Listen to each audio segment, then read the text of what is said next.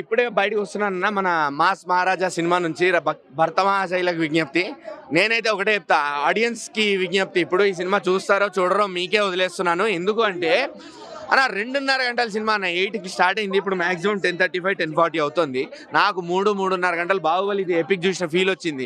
బాహుబలి ఇది ఎపిక్ చూస్తుంటే కనీసం నేను మళ్ళీ థ్రిల్ ఫీల్ అయ్యాను, మళ్ళీ ఎక్సైటెడ్ ఫీల్ అయ్యాను, మళ్ళీ అదే ఫ్రెష్గా చూస్తున్నట్టు ఫీల్ అయ్యాను.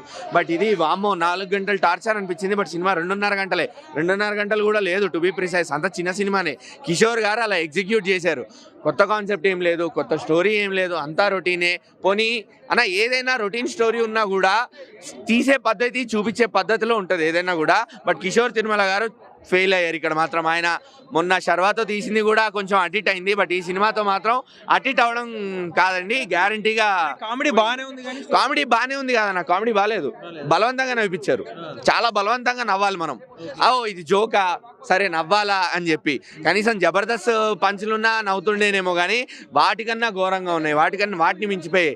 చాలా ట్రెండీ డైలాగ్స్, ట్రెండీ నడుస్తున్న. ఏది నచ్చలేదు మూవీలో? ఏది నచ్చలేదు? ఒక స్క్రీన్ ప్లే పద్ధతిగా లేదండి. ఇప్పుడు మీరు ఒక మంచి ఎంగేజింగ్ స్టోరీ తీసుకొని వచ్చే, రొటీన్ స్టోరీ. ఆఫ్ కోర్స్ మీకు వైఫ్తో అంత మంచి రిలేషన్, మీరు ఒక ఎఫ్ఐఆర్ పెట్టుకున్నారు, ఇంట్లో దొరికిపోయారు, అది ఎంత కామిక్గా పండియచ్చు, ఎంత మంచిగా చూపించచ్చు, అది టోటల్గా ఫెయిల్ అయ్యారు. ఎంతసేపు రవితేజ గారిని పాత కామిక్ టైమింగ్ చూపించి పాత రవితేజ లాగా ఎంటర్టైన్ చేపిద్దాం అన్న పాయింట్ ఆఫ్ వ్యూలోనే ఉండిపోయారు తప్ప, అరే సినిమాకి ఏది మంచిది, సినిమా పాయింట్ ఆఫ్ వ్యూలో ఎలా ఎంటర్టైన్ చేద్దామని మాత్రం ఆలోచించలేదు.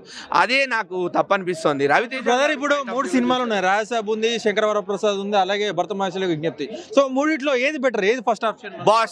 బాస్ అనిల్ రావిపూడి గారు, బాస్ హ్యాట్స్ ఆఫ్. అంతే, అనిల్ రావిపూడి గారికి హ్యాట్స్ ఆఫ్. ఆయన కూడా రొటీన్ స్టోరీలతోనే వస్తారు, ఆయన కూడా రొటీన్ కామెడీనే తీస్తారు. కానీ ఆయన చూపించే పద్ధతి, జనాలకి పల్స్, జనాల మీద ఉన్న పల్స్ తెలుసు ఆయనకి. ఫ్యాన్స్ పల్స్ అవనివ్వండి, ఆ ఫ్యామిలీ ఆడియన్స్ పల్స్ అవనివ్వండి. మీరు F2 నుంచి చూడండి, F2 అనే కాదు, ఆయన తీసిన ప్రతి సినిమా చూడండి, ఒక చిన్న కాన్సెప్ట్, మనం లైఫ్లో జరుగుతున్న కాన్సెప్ట్ పట్టుకొస్తారు. F3 చూడండి, డబ్బుల మీద మోహం. F2 చూడండి, మళ్ళా సేమ్. సో ఇప్పుడు భర్త మహాశైలు సినిమా అనిల్ రావిపూడి తీస్తే హిట్ అయ్యేదా? సినిమా పక్కా హిట్ అయ్యేది అనిల్ రావిపూడి గారు తీస్తే. ఎందుకంటే రవితేజ గారి దగ్గర నుంచి ఫ్యాన్స్ ఏమేమి ఎక్స్పెక్ట్ చేస్తున్నారు, రవితేజ గారిని ఎలా చూపించాలి, అండ్ ఫ్యాన్స్కి ఏ పాయింట్ ఆఫ్ టైంలో ఏం కావాలి, ఫ్యామిలీ ఆడియన్స్కి ఏ పాయింట్ ఆఫ్ టైంలో నవ్వియాలి, ఏ పాయింట్ ఆఫ్ టైంలో ఏడిపియాలి, అన్నీ బాగా పకడ్బందీగా ప్లాన్ చేస్తారు అనిల్ రావిపూడి గారు. దొరకరు ఆయన దొరకరు, నేను చెప్తున్నా కదా. సో కిషోర్ తిరుమల గారు అక్కడే పప్పులో గాలేశారు, అసలు టోటల్ ఫెయిల్యూర్. నిజంగా రవితేజ అన్నకి నేను మళ్ళీ ఒక విజ్ఞప్తి, కొంచెం మంచి సినిమాలు తీసుకొని రండి, మేము మళ్ళీ చూస్తాం కాదనట్లే, కానీ మంచి సినిమాలతో రండి.